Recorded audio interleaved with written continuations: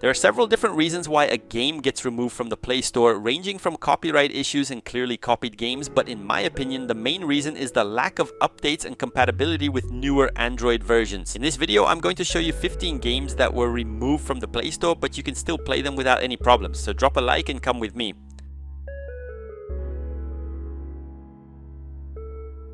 Let's start with a fully 3D game that's quite old and no longer appears on the Play Store for current Android versions. Let's talk about the Lost Mystic Ornament.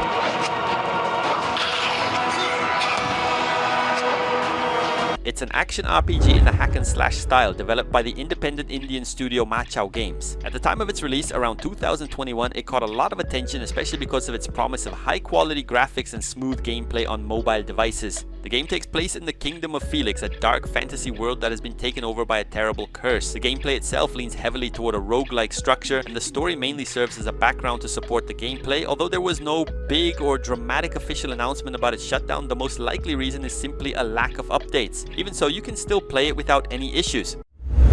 This was one of the first RPGs I completely fell in love with on mobile, and I still have a lot of affection for it to this day. Let's talk about ZENONIA 1.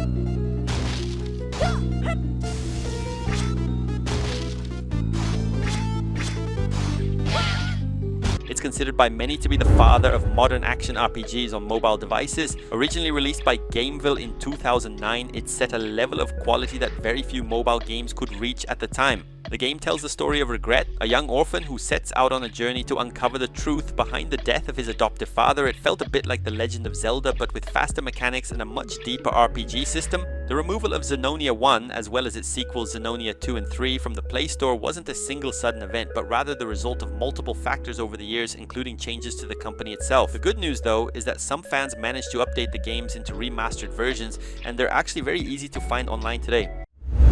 A game that many people don't know about. It might be fairly well known on the Nintendo Switch, but I'm not completely sure. Let's talk about Retro City Rampage.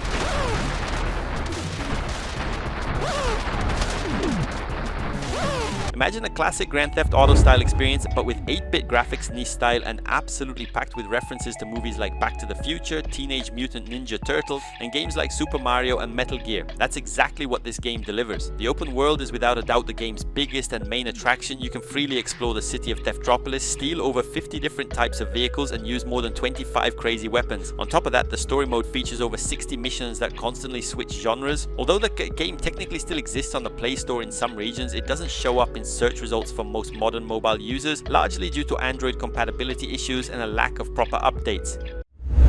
Just by looking at the name, you can already guess why this game never really managed to stay on the Play Store. Let's talk about MAZEMAN. Unlike dense RPGs like ZENONIA, MAZEMAN was a pure arcade game, fully focused on fast reflexes and an impeccable retro-futuristic aesthetic with a very clear and strong resemblance to Bomberman. Its biggest charm was unlocking 24 different heroes, each one with a unique ability: bombs, shields, teleportation, which completely changed the strategy needed to beat each level. MAZEMAN's removal from the official store follows the same pattern seen with other titles published by Crescent Moon Games and many indie games from that era. Update issues, 64-bit architecture requirements, and growing technical limitations. The company itself even admitted that the cost of updating the game was higher than its sales, but despite that, it's still a good game and one that you can eventually find and play if you look around. I absolutely love this game, and I actually played it all the way to the end long before it was removed from the Play Store. It's a beautiful Metroidvania, so let's talk about JACKQUEST.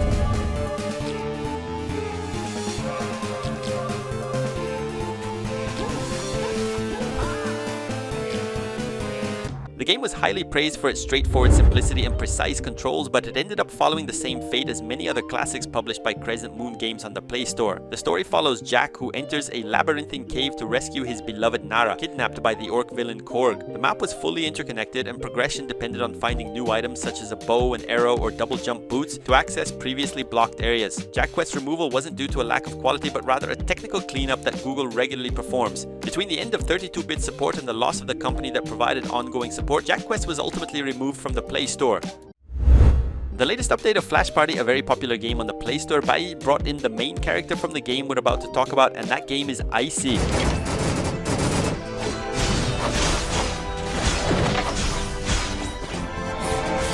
Unlike a typical action game, ICEY is a meta game. That means the game knows it's a game. You control ICEY, a cyborg in a futuristic world fighting robots in a high-speed 2D hack and slash style. The real standout feature is the narrator. He's constantly telling you where to go and what to do. You can choose to follow his instructions or do the exact opposite, but your choices will have real consequences throughout the experience. If you search for ICEY today on a modern smartphone, Android 14 or 15, it will most likely not show up in the results. The reason is a mix of technical bureaucracy and lack of updates. That said, nothing stops you from trying to install it anyway, and on my phone I can say it worked perfectly fine.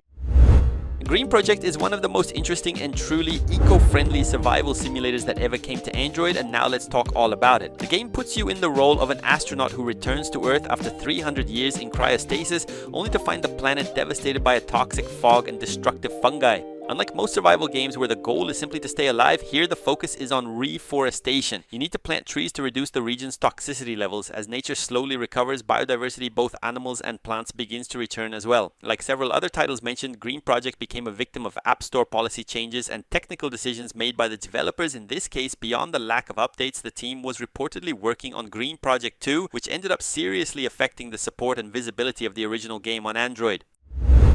It's truly a shame that this game was removed from the Play Store. It's one of the most addictive games I've ever played. Let's talk about Forager. Inspired by classics like The Legend of Zelda, Terraria and Stardew Valley, Forager is a 2D open world game where you start on a small island and slowly expand your own empire. The core gameplay revolves around gathering resources, building machines, buying new islands, and leveling up to unlock abilities through a massive skill tree. Forager's disappearance is more complex than that of most other games. It wasn't just a technical issue, but also involved internal development problems. Between Android adaptation issues and even problems with the publisher that brought the game to mobile, all of these combined factors eventually led to Forager being removed from the Play Store. All that's left now is to see whether the game can still run properly on your Android device.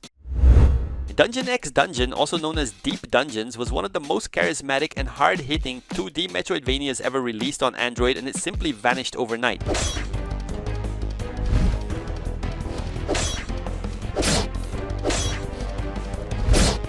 The game puts you in the role of Luke, the greatest treasure hunter of Arcadia, who must dive into dangerous dungeons to stop the resurrection of the great evil. The core of the game was exploration. You had to find specific items and abilities in order to access areas that were previously blocked. Despite the dark setting, the game didn't take itself too seriously, featuring lighthearted dialogue and encounters with quirky characters, which gave it a lot of personality. Like the other games on this list, the disappearance of Dungeon X Dungeon reflects how complicated the Google Play Store can be for indie developers. The game managed to survive on Android for a while, but it truly took off in 2023 with the release of its PC version. As a result, the developers eventually abandoned the Android version entirely, leaving the mobile release behind.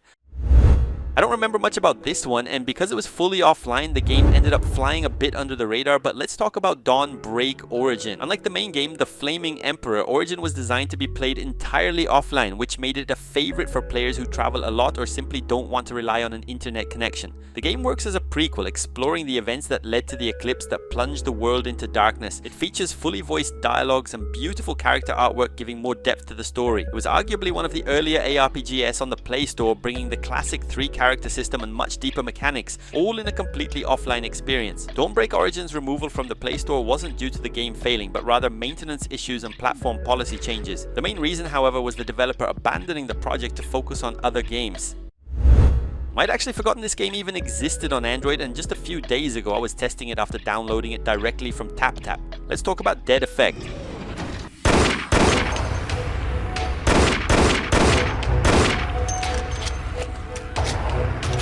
The game takes place aboard the colonization ship ESS Meridian. You wake up from cryostasis and discover that the crew has been turned into zombies after a failed experiment. For a mobile game of that era, it offered a very robust single-player campaign lasting over 5 hours. At the time, the lighting effects and zombie textures were considered cutting-edge for smartphones, and it was one of those premium games that only a small number of devices could actually run properly. The disappearance of the first Dead Effect from official Play Store search results happened for a few key reasons. The main one was a total focus on Dead Effect 2, along with several smaller issues such as lack of updates and even engine-related problems, including issues with Unity. Clan N is a beat-em up that brought a sense of modern nostalgia to Android, and it's almost funny that such a lightweight game ended up having update issues on the platform.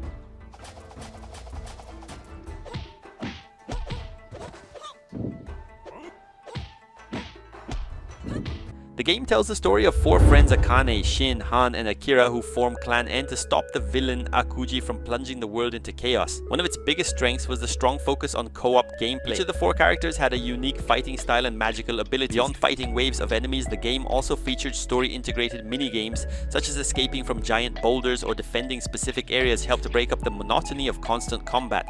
Clan N eventually ended up being sidelined on the Playstore for a single but very interesting reason. It launched on Android as a paid game or with a free demo and a one-time purchase to unlock the full experience. Now, this model not only requires constant updates but is also highly vulnerable to piracy, which ultimately hurt its long-term viability on the platform.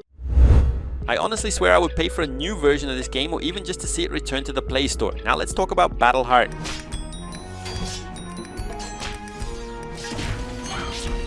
Originally released in 2011 by Mika Mobile, it's one of the most influential strategy RPGs in the history of both Android and iOS. It introduced such an intuitive control system that many later games tried to copy it. The game focused on real-time arena combat with a party of 4 heroes. The goal was to survive endless hordes of monsters, but what really hooked players was the deep strategic layer and the character control that felt addictive from the very first episode. Mika Mobile was also one of the first studios to publicly admit that it was leaving Android, stating that developing for iOS was far easier than dealing with the constant Android updates and fragmentation at the time. Today the game is still available on the Apple App Store, but on Android, so it's nothing but nostalgia now.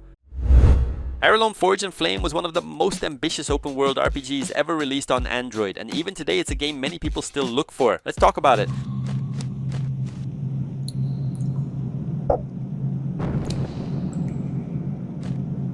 The game takes place 300 years after the first title in a world reshaped by massive cataclysms. You could explore 3 different continents, complete with day and night cycles and dynamic weather effects. Beyond combat, the game let you fish, swim and ride mounts to cross its vast environments. Much like BATTLEHEARTH, which we just talked about, the removal of ARALON Forge and Flame from the official store was the result of a perfect storm of technical and bureaucratic issues. As Android kept evolving through multiple versions and update requirements, the developers gradually shifted their focus entirely to iOS and PC, effectively abandoning the Android version around Android 13. Even so, I was able to play it on my Android without any issues, which shows that the game itself still holds up surprisingly well.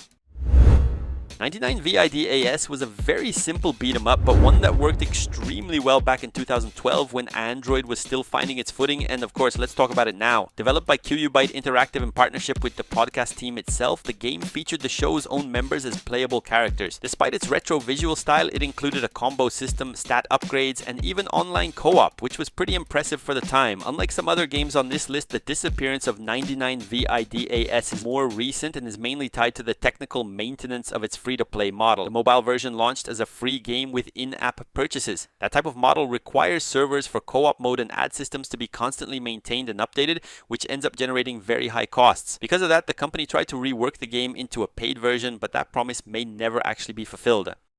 And that's it. These were some of the best games that disappeared from the Play Store, not because they were bad, but because Android moved on and left them behind. Leave a like, subscribe to the channel, and tell me in the comments.